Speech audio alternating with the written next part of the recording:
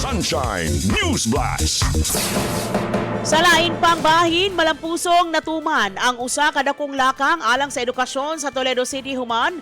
Formal nga gi-turnover ang bagong multipurpose school building sa Presidente Sergio Osmeña Senior National High School sa Barangay Dumblog ni atong Lunes, Marso 23 tuig kasamtangan.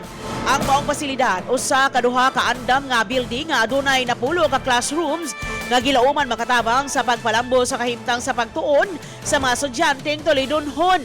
Sa maong seremonya, gipasalamatan ni Mayor Marjorie Joy Perales ang King Party List nga nagpundo sa proyekto ingon man sa Department of Public Works and Highways o ang Department of Education Toledo Division sa ilang ligon nga panagtambayayong aron matuman ang proyekto. Samtang giawag ni Joseph Erwin Lagura ang administrador sa eskwelahan nga ampingan og mapreserba ang bagong pasilidad alang sa umaabot nga henerasyon sa mga estudyante. Dako usab ang pasalamat nga gipadayag ni Teresita Barcelona ngadto sa lokal nga panggamhanan og sa maong party list tungod sa ilang suporta sa pagtagad sa panginahanglan sa eskwelahan. Ang turnover ceremony gipanguluhan ni Mayor Perales nga kauban ang mga konsehal sa dakbayan, mga department heads, DepEd officials, barangay officials, ubos ni Ashley Dakayana ug mga representante sa DPWH lakip na si Sir Rinaldo Navales.